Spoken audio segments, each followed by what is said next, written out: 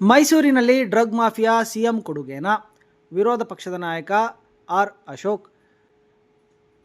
ವಿರೋಧ ಪಕ್ಷದ ನಾಯಕರಾಗಿರುವ ಆರ್ ಅಶೋಕ್ ಅವರು ರಾಜ್ಯ ಸರ್ಕಾರದ ವಿರುದ್ಧ ತೀವ್ರ ವಾಗ್ದಾಳಿ ನಡೆಸಿದ್ದಾರೆ.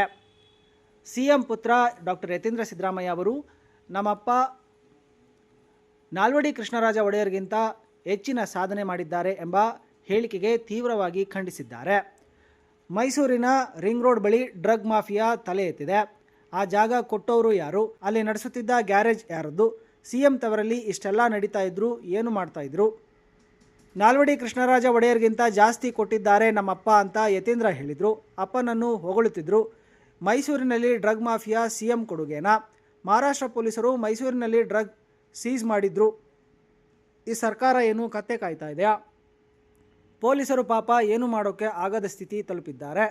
ಗೃಹ ಇಲಾಖೆ ನಿದ್ದೆ ಮಾಡ್ತಾ ಇದೆ ಎಂದು ರಾಜ್ಯ ಸರ್ಕಾರದ ವಿರುದ್ಧ ವ್ಯಂಗ್ಯವಾಡಿದ್ದಾರೆ. ಇನ್ನು ಮುಂದುವರೆದು ರಾಜಕೀಯವಾಗಿ ಮಾತನಾಡಿದ ಅವರು ರಾಜ್ಯ ಸರ್ಕಾರವನ್ನು ತೀವ್ರವಾಗಿ ತರಾಟೆಗೆ ತೆಗೆದುಕೊಂಡಿದ್ದಾರೆ. ಧರ್ಮಸ್ಥಳ ತಲೆಬುರುಡೆ ಶವ ಕೇಸ್ ವಿಚಾರವಾಗಿ ಪ್ರತಿಕ್ರಿಯಿಸಿರುವ ಅವರು, ಅನಾಮಧೇಯ ವ್ಯಕ್ತಿಯ ಹಿಂದೆ ಕೇರಳ ಸರ್ಕಾರ ಇದೆ. ಇದು ಯಾರೋ ಕಾಣದ ಕೈಯಲ್ಲಿ ಕೆಲಸ ಮಾಡ್ತಾ ಇದೆ. ಈ ಕೇಸ್ ಜಟಿಲ ಆಗ್ತಾ ಇಲ್ಲ, ಜಟಿಲ ಮಾಡುತ್ತಿದ್ದಾರೆ. ಆರೋಪ ಮಾಡುತ್ತಿರುವವ ಯಾರೋ ಒಬ್ಬ ಮುಸ್ಲಿಂ. ಆ ಬ್ಯಾಕ್ಗ್ರೌಂಡ್ ಹಿಂದೆ ಇರೋದು ಕೇರಳ ಸರ್ಕಾರ. ಧರ್ಮಸ್ಥಳಕ್ಕೂ ಕೇರಳ ಸರ್ಕಾರಕ್ಕೂ ಏನು ಸಂಬಂಧ ಎಂದು ಧರ್ಮಸ್ಥಳದ ವಿಚಾರವಾಗಿ ಮತ್ತಷ್ಟು ವಿಚಾರವನ್ನು ಕುರಿತು ಸುದ್ದಿಗೋಷ್ಠಿಯಲ್ಲಿ ಮಾತನಾಡಿದ್ದಾರೆ. ಅದು ಯಾರು ಹೇಳಿದ್ರು? ಮುಮ್ಮಡಿ ಕೃಷ್ಣರಾಜ, ನಾಲ್ವಡಿ ಕೃಷ್ಣರಾಜ ಒಡೆಯವರವರು ಅವ್ರು ಏನು ಕೊಟ್ಟವ್ರೆ ಮೈಸೂರಿಗೆ? ಸ್ವಲ್ಪ ಕೊಟ್ಟವ್ರೆ. ನಾನು ಭರಪೂರ ಕೊಟ್ಟಿದ್ದೀನಿ ಅಂತ ಹೇಳಿದ ಅವ್ರ ಮಗ ಅಭಿಮಾನದಿಂದ, ಅವ್ರ ಅಪ್ಪನ ಮೇಲೆ ಅಭಿಮಾನದಿಂದ ಹಿಂದೆ ಕೊಡುಗೆಯನ್ನು ಕೊಟ್ಟಿದ್ದೀನಿ. ಏನು ಕೊಡುಗೆ? ಮೈಸೂರಲ್ಲಿ ಡ್ರಗ್ ಮಾಫಿಯಾದ ಕೊಡುಗೆ. ಗುಲ್ಬರ್ಗಾದಲ್ಲಿ ಡ್ರಗ್ ಮಾಫಿಯಾ ನಡೀತಾ ಇದೆ ಅಂತೇಳಿ ಮಹಾರಾಷ್ಟ್ರದ ಪೊಲೀಸರು ಅವನ್ನ ಸೀಸ್ ಮಾಡ್ತಾರೆ. ಅದೇ ಮಹಾರಾಷ್ಟ್ರದ ಪೊಲೀಸರು ಮೈಸೂರಲ್ಲಿ ಬಂದು ಇಲ್ಲಿ ಮ್ಯಾನುಫ್ಯಾಕ್ಚರೇ ಆಗ್ತಾ ಇದೆ ಅಂತ ಇಲ್ಲಿಗೆ ಬರ್ತಾ ಇದ್ದಾರೆ. ನಮ್ಮ ಸರ್ಕಾರ ಏನು ಕತ್ತೆ ಕಾಯ್ತಾ ಇದೆಯಾ? ನಮ್ಮ ಸರ್ಕಾರ ಕತ್ತೆ ಕಾಯ್ತಾ ಇದೆಯಾ? ಮಹಾರಾಷ್ಟ್ರದವ್ರು ಬಂದು ಗುಲ್ಬರ್ಗಾದಲ್ಲೂ ಅವರೇ ಸೀಸು, ಮೈಸೂರಲ್ಲೂ ಅವರೇ ಸೀಸು. ಹಾಂ, ಖರ್ಗೆ ಅವರ ಕುಟುಂಬಕ್ಕೆ ಆಪ್ತ, ಅವನ ಅಧ್ಯಕ್ಷ ಏನೋ ಆಗವನೆ.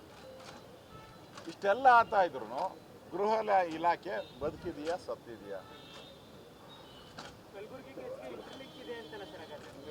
ಎರಡು ಮಹಾರಾಷ್ಟ್ರದ ಪೊಲೀಸರೇ ಬಂಧಿಸಿರೋದಲ್ಲ.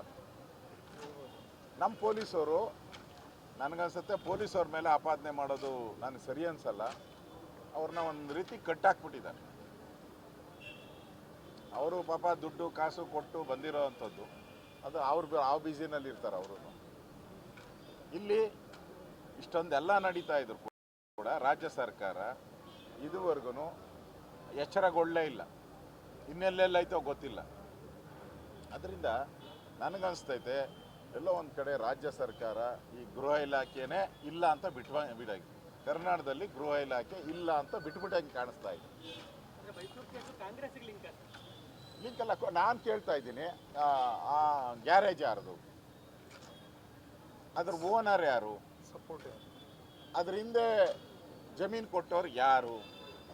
ಲೋಕಲ್ ಸಪೋರ್ಟ್ ಇಲ್ದಿರ ಇಷ್ಟೊಂದು ದೊಡ್ಡದಂದೆ ಅಂದರೆ ನೂರಾರು ಕೋಟಿ ಬೆಲೆ ಬಾಳುವಂಥ ಈ ಡ್ರಗ್ ಹೇಗೆ ಉತ್ಪತ್ತಿ ಆಗುತ್ತೆ?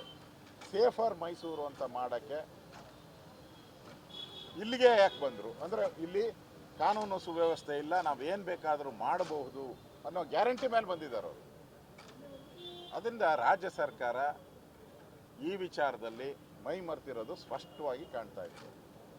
ಕುರ್ಚಿ ಜಗಳದಲ್ಲಿ ಇಡೀ ರಾಜ್ಯದಲ್ಲಿ ಕಾನೂನು ಸುವ್ಯವಸ್ಥೆ ಹದಗೆಟ್ಟೋಗಿದೆ. ಈ ರಾಜ್ಯ ಸರ್ಕಾರಕ್ಕೆ ನನಗನ್ಸುತ್ತೆ ಕಾನೂನು ಸುವ್ಯವಸ್ಥೆ ಕಾಪಾಡಬೇಕು ಅಂತ ಅನಿಸೇ ಇಲ್ಲ. ಇದು ಒಂದೇ ಇನ್ಸಿಡೆಂಟ್ ಅಲ್ಲ, ಬೇಕಾದ ನೂರಾರು ಇನ್ಸಿಡೆಂಟ್ಗಳಾಗಿದೆ ಇದುವರೆಗೂ. ಯಾವುದರಲ್ಲೂ ಕೂಡ ರಾಜ್ಯ ಸರ್ಕಾರ ಕಾನೂನು ಸುವ್ಯವಸ್ಥೆಯನ್ನು ಗಾಳಿಗೆ ತೂರಿಯೋದು ಕಾಣ್ತಾ ಇದೆ. ಈ ಡ್ರಗ್ ಮಾಫಿಯಾಗೂ ಕೂಡ ಮೈಸೂರು ಅಡ್ಡೆ ಆಗಿರೋವಂಥದ್ದು ಭಾಳ ನೋವಿನ ಸಂಗತಿ. ಸರ್ಕಾರ ಇನ್ನಾದರೂ ಎಚ್ಚೆತ್ತುಕೊಂಡು ಇದ್ರ ಬಗ್ಗೆ ಕ್ರಮ ತೆಗೆದುಕೊಳ್ಬೇಕು ಅನ್ನೋ ಆಗ್ರಹವನ್ನು ನಾನು ಮಾಡ್ತಾ ಇದ್ದೀನಿ.